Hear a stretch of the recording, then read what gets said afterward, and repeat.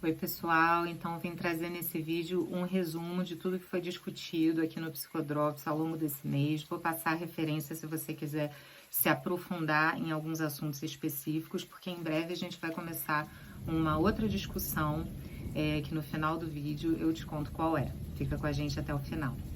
Então, ao longo desse mês, a gente discutiu dois assuntos que estão interrelacionados. O primeiro assunto é a importância de trabalhar a hostilidade num contexto de psicoterapia.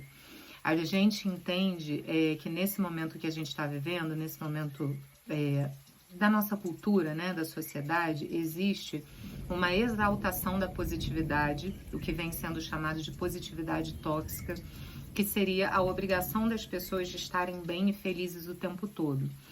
Isso tem afetado o campo das psicoterapias, tanto com o discurso, muitas vezes, de pessoas que são terapeutas, né, de que não se deve trabalhar com hostilidade em psicoterapia, que é uma coisa perigosa você trabalhar com a raiva, você trabalhar com ódio, né, você trabalhar com hostilidade, que isso é uma coisa que não se deve mexer, que é muito perigoso, que é um discurso higienista que a gente discorda totalmente, e eu vou dizer por quê.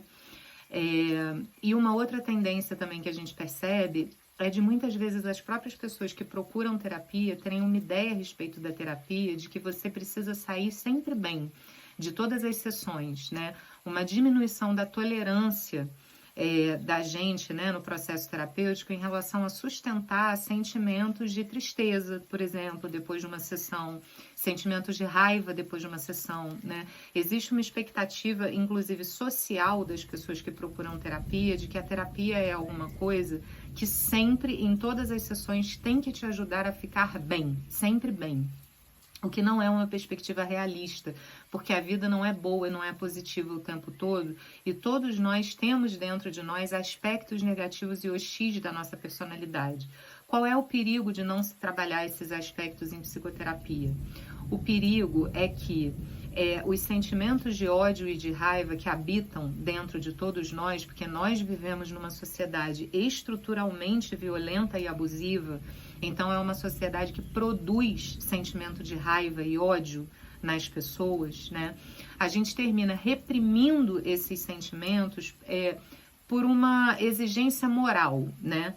Que vem pra gente através da família, através da escola, através do próprio convívio social. A gente termina, não é exatamente que a gente elabora a nossa hostilidade, a gente reprime a nossa hostilidade. Mas a repressão não é um bom meio de controle. Socialmente a gente vê isso, né? A repressão não funciona na prática. O que acontece é que a repressão gera, socialmente, a repressão gera criminalidade, a repressão gera movimentos fora da lei, né? E do ponto de vista psíquico, a repressão gera uma camada de negatividade dentro da nossa personalidade que a gente é obrigado a negar. A gente não pode reconhecer que a gente tem.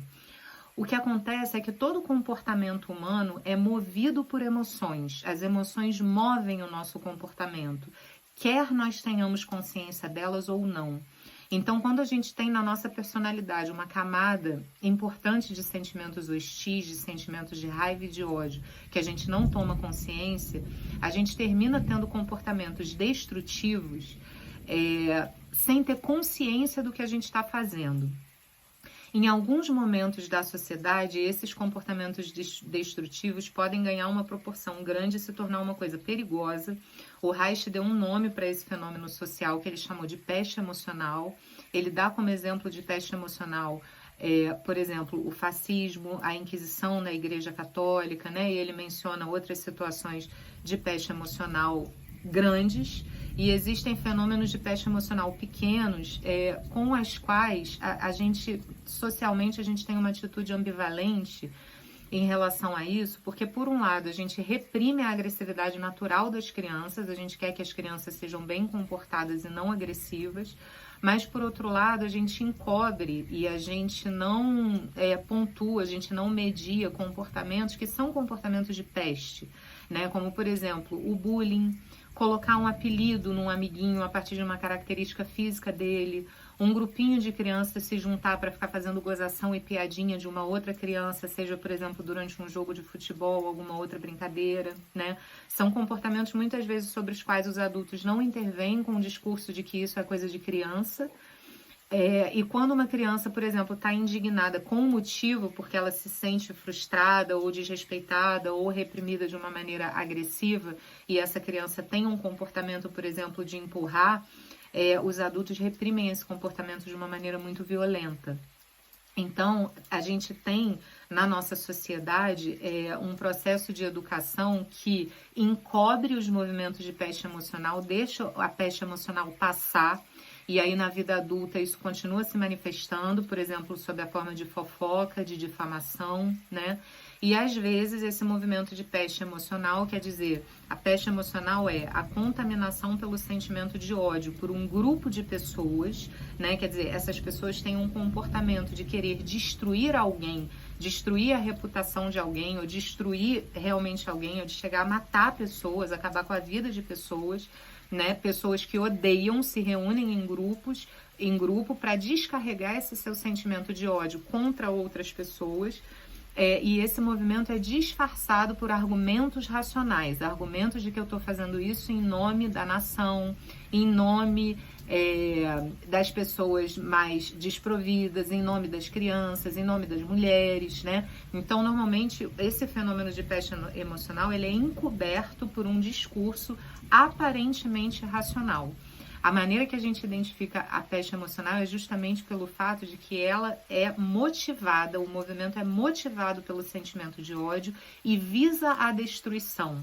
Não visa a proteção, visa a destruição, né? E esse movimento que visa a destruição normalmente é vivido com um sentimento de prazer, de conquista, de gosto, de realização. Isso é o que o Reich chamou de peste emocional. Então aqui eu vou dar algumas referências. A gente fez uma discussão aqui no Psicodrop sobre a diferença entre agressividade natural e sadismo e como isso é feito, né? Como é que a nossa sociedade lida com isso durante o processo de educação das crianças. E a gente participou de um podcast junto com outros colegas haitianos que organizam Terapia Haitiana Podcast, Ellen, Felipe e com o Augusto, também Souza e Silva como convidado. A gente participou, fizemos um podcast sobre peste emocional, tá nos destaques do Instagram, o link para o Spotify para você ouvir esse episódio. Então essas são algumas referências. Sobre o assunto da educação e como a função de prevenção da educação, que foi alguma coisa que o Reich falava bastante também, ao longo desse mês a gente fez um movimento importante, que foi o movimento do Festival Primavera, que teve a sua primeira edição esse ano, onde um grupo de profissionais se reuniu de maneira voluntária para organizar atividades falando sobre diversos assuntos relacionados ao tema de educação e saúde mental. E a inscrição é feita através de uma doação para o projeto Acairos, que é um curso conduzido pela professora Adriana Cairos, no Complexo da Maré, no Rio de Janeiro, que dá suporte e reforço escolar e preparação para concursos e etc. para crianças e jovens que moram na favela da Maré. Então, ao longo desse mês, o festival vem acontecendo. Ele tem um perfil próprio, que se chama Festival Primavera com underline no final. Já foi falada muita coisa bacana, você pode olhar lá, tem muito material. E lá no perfil do festival tem uma live que eu e a Hernani fizemos discutindo como o autoritarismo se manifesta na educação e defendendo a ideia de que o autoritarismo se sustenta num tripé, que é um comportamento que o Reich chamou de compulsão a educar, né? Quer dizer, a gente querer impor a nossa forma de fazer, os nossos valores, etc., às crianças sem ouvi-las, né? Esse é um dos tripés do autoritarismo. O segundo é a negligência afetiva, e normalmente eles formam um par funcional, a compulsão a educar e a negligência afetiva, porque sempre que eu quero impor alguma coisa a alguém, eu estou negligenciando as necessidades daquela pessoa, o que ela sente, o que ela pensa, o que ela precisa, né? Então, a negligência e a compulsão a educar constituem um par funcional, e a gente agregou um terceiro elemento, que é a hiperprodutividade, que é uma marca dos nossos tempos, que afeta em cheio os adultos, e tem consequências muito sérias sobre a maneira como os adultos que são responsáveis diretos pelas crianças lidam com as crianças, e muitas vezes a hiperprodutividade, o que tem acontecido cada vez mais é que a hiperprodutividade tem afetado as crianças também. Um teórico que a gente trouxe como referência foi o Byung-Chul Han, para fazer essa discussão sobre hiperprodutividade, e a gente vai voltar a falar sobre esse cara aqui no perfil, então acompanha, mas ele não será o próximo, ainda tem uma coisinha antes.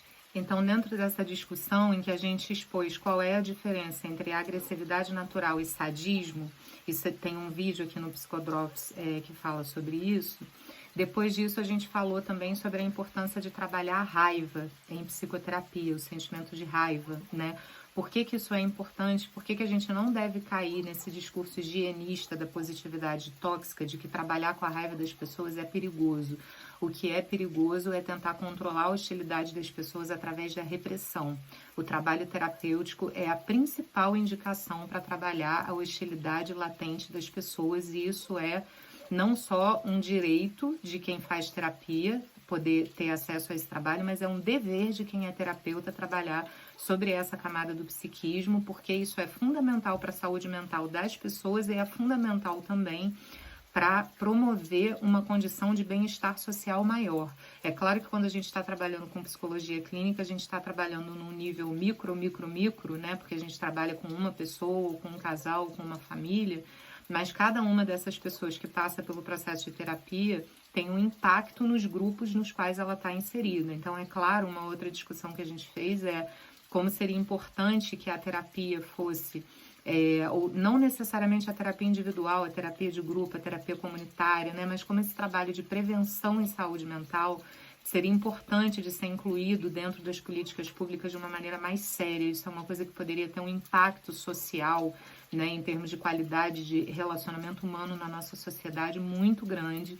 E, infelizmente, a psicologia ainda é uma carreira pouco valorizada nesse sentido, né? E a própria população cobra pouco das autoridades uma condição maior, mais oferta de atendimento, de assistência em saúde mental, não só no tratamento como na prevenção. Então, esse foi um outro ponto que a gente defendeu aqui. E aí, falamos então sobre como a gente trabalha com a raiva e com a hostilidade em psicoterapia dentro da abordagem reichiana, que é a abordagem que a gente trabalha. Um esclarecimento que a gente queria fazer aqui é que no perfil a gente falou sobre raiva, no podcast a gente falou sobre ódio. O Reich tem uma frase no livro O Função do Orgasmo, capítulo 5, tem um item específico em que ele discute isso, que se chama agressão, destruição e sadismo, em que ele discute essa diferenciação entre agressividade natural e sadismo. E nesse trecho do livro ele tem uma frase que ele diz mais ou menos assim, não é uma citação exata, mas ele diz mais ou menos assim: o ódio é o resultado da exclusão do objeto original de amor. O que ele está dizendo para a gente com essa frase? Ódio é consequência de uma frustração crônica de um impulso amoroso, né? Aqui, talvez o que a gente tivesse a acrescentar é que o ódio é consequência da frustração crônica de um impulso amoroso, na grande maioria das vezes numa relação onde existe desnível de poder. Então, a pessoa que sente ódio, né, por exemplo, uma criança ou um adolescente, está numa condição em que ela não tem poder para reagir contra o agressor e ela precisa reprimir aquele ódio. Então, esse sentimento se torna um sentimento perigoso, porque muitas vezes na vida adulta, todo sentimento reprimido clama por expressão, faz pressão sobre o psiquismo para conseguir expressão. E muitas vezes o que acontece é que, como a gente não tem oportunidade de manifestar o nosso ódio pela pessoa, pela figura original, a gente termina projetando o nosso ódio em outras pessoas, pegando carona em movimentos de ódio, discursos de ódio que acontecem na rede social, como uma forma de descarga, mas que como consequência, né, em termos de trazer um ambiente social melhor, ou proteger as crianças, ou proteger pessoas que estejam numa situação de vulnerabilidade. Esses movimentos sociais odiosos, eles não costumam ter boas consequências. Então, a verdade é que a gente não sabe reconhecer o sentimento de ódio, não sabe lidar com ele, a gente não sabe reconhecer o sentimento de raiva, não sabe lidar com ele. O que a gente termina fazendo, na maioria das vezes, é tendo comportamentos destrutivos de descarga em relação a pessoas que muitas vezes são figuras de projeção, porque a gente não pôde fazer isso com as figuras agressoras ou frustradoras originais, né? A diferença que a gente entende entre a raiva e o ódio é que no sentimento de raiva ainda existe um grau importante de ternura preservada. Eu sinto raiva de uma mesma pessoa por quem eu tenho ternura. No ódio, a ternura foi aniquilada, só sobrou o ódio, né? Então a gente perde contato com o sentimento de amor. Mas na origem de tudo, o sentimento de amor sempre está lá. O Humberto Maturana, que é um outro autor que a gente vai trazer aqui também em algum momento como referência, que é um biólogo que fala sobre a biologia do amor e que é uma das grandes referências em termos de pensamento sistêmico, Humberto Maturana fala uma coisa muito interessante, que ele diz assim: o oposto do amor não é o ódio, o oposto do amor é a indiferença. A gente odeia pessoas que um dia a gente já amou. A indiferença é que é um sinal de ausência de amor e não o ódio, né? Então essa é uma discussão interessante e nesse sentido a gente entende também que trabalhar essa camada reprimida da personalidade, que é a camada hostil, é importante até para que a gente volte a acessar o nosso potencial amoroso, o nosso potencial de ternura, a nossa capacidade de confiar nos vínculos humanos, né? Então essa é uma parte muito importante do processo de terapia. E essa diferenciação entre ódio e raiva é uma coisa que a gente ainda não tinha falado no perfil e que estamos trazendo aqui hoje. E aproveitando essa carona, daqui para frente, o próximo capítulo vai ser falar então sobre aquele sentimento que está na origem de tudo, o amor. Então vamos falar sobre amor, vamos falar sobre como os seres humanos desenvolvem os seus vínculos, vamos falar sobre a partir de que idade nós começamos a amar. Será que a gente já nasce amando? Será que a gente aprende a amar ao longo da vida? Será que existe uma maneira infantil de amar e uma maneira adulta de amar? Como é que é experimentar o amor dentro de uma realidade social que a gente vive hoje, que o Bauman chamou de sociedade líquida, onde os vínculos humanos não têm tanta solidez, são vínculos que a gente desfaz com muita facilidade. Como é que fica o amor no meio dessa história toda? Então esse é o próximo assunto que a gente vai tratar aqui no perfil, fica com a gente para acompanhar.